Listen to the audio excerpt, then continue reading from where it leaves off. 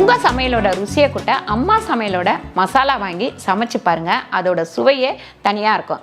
நம்மளோட website link வந்து கீழே கொடுக்குறேன். வெப்சைட்டில் நீங்கள் ஆர்டர் போட்டுக்கலாம். நம்மக்கிட்ட மசாலா, வத்தல், வடகம், ஊறுகாய், முறுக்கு மாவு, அதிர்ச மாவு, சீடை மாவு, இந்த மாதிரி எல்லா வகையான மாவு வகைகளும் நம்மக்கிட்ட கிடைக்கும். வணக்கம், நான் உங்கள் அம்மா வீட்டு சமையல் மீனாட்சி. இன்னைக்கு பார்த்தீங்கன்னா சூப்பரான ஒரு ரெசிபி தான் பண்ண போகிறோம். என்னன்னு கேட்டிங்கன்னா, எல்லாரும் ஏபிசி மால்ட் சாப்பிட்ருப்பீங்க. இன்னைக்கு நான் வந்து ஏபிசி தோசை தான் பண்ண போகிறேன். அது வந்து சூப்பராக இருக்கும். குழந்தைங்களுக்கு ஹெல்த்தியாகவும் இருக்கும். காலையில் பிரேக்ஃபாஸ்ட்டுக்கு நல்லாவாக இருக்கும்.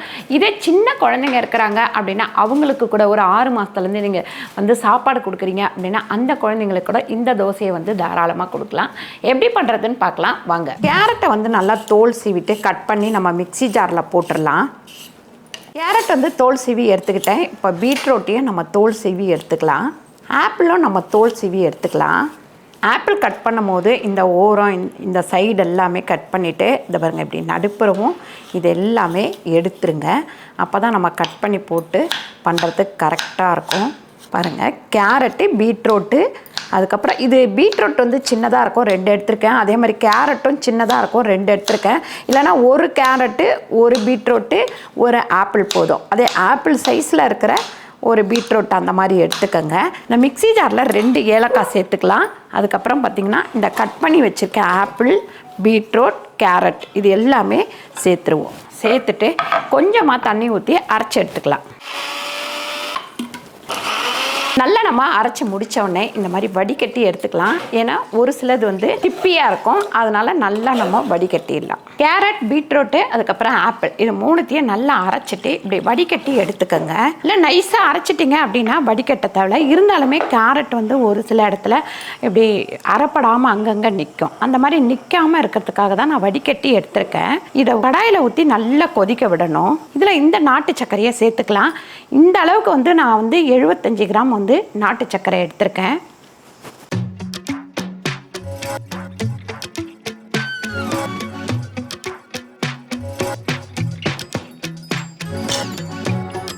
இந்த அளவுக்கு அந்த பச்சை வாடை போயிட்டு அதுக்கப்புறம் அது வெந்த ஒரு வாடை வரும். அந்த வாடை வரும்போது தான் நம்ம வந்து இதை ஆஃப் பண்ணணும்.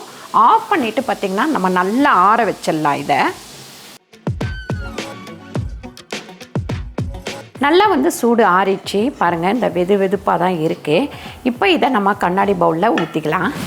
இதை கண்ணாடி பவுலில் ஊற்றிட்டு இங்கே நான் கோதுமை மாவு வந்து பார்த்திங்கன்னா 1 கப் அளவுக்கு இங்கே வச்சுருக்கேன். இதை வந்து இதில் கொஞ்சம் கொஞ்சமாக கொட்டி நல்லா மிக்ஸ் பண்ணி தோசை மாவு பதத்துக்கு நம்ம ரெடி பண்ணிக்கணும்.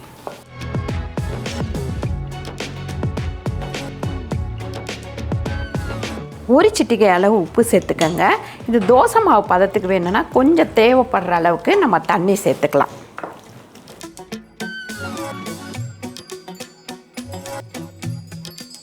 இந்த அளவுக்கு திக்காக வந்து மாவை மிக்ஸ் பண்ணிக்கோங்க.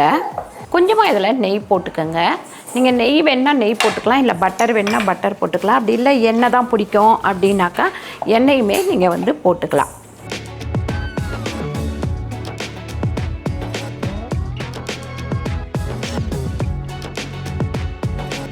ஊற்றும் போது பார்த்திங்கன்னா ஹையில் வச்சுக்கணும். நம்ம தோசை ஊற்றினதுக்கப்புறம் சிம்மில் வச்சுக்கணும். சிம்லையே வச்சு வேக விட்டிங்கன்னா தான் அது வந்து உள்ளெல்லாம் நல்லா வெந்து சாஃப்டாக சூப்பராக வரும்.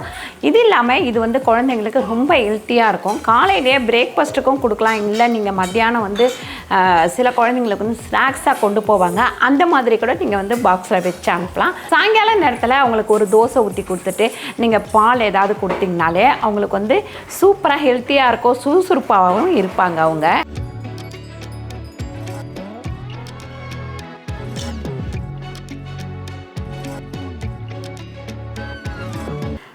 சூப்பரான ஏபிசி தோசை வந்து ரெடி ஆயிடுச்சு. கண்டிப்பாக ட்ரை பண்ணி பாருங்கள். ட்ரை பண்ணி பார்த்துட்டு கீழே வந்து கமெண்ட் பண்ணுங்கள் எப்படி இருந்தது அப்படின்னு சொல்லிட்டு. இது குழந்தைங்களுக்கு வந்து நீங்கள் வாரத்தில் 3 நாள் கூட செஞ்சு தரலாம். ஹெல்த்தியான ஃபுட்டு தான் இது. அதே மாதிரி நைட்டு டின்னருக்கும் இதை வந்து சாப்பிட்டுக்கலாம், நல்லாயிருக்கும். சூப்பரான இந்த வீடியோ உங்களுக்கு பிடிச்சிருந்தா லைக் பண்ணுங்கள், ஷேர் பண்ணுங்கள், சப்ஸ்கிரைப் பண்ணுங்கள், ஃபேஸ்புக்கில் ஷேர் பண்ணுங்கள், மறக்காமல் கமெண்ட் பண்ணுங்கள். நன்றி, வணக்கம்.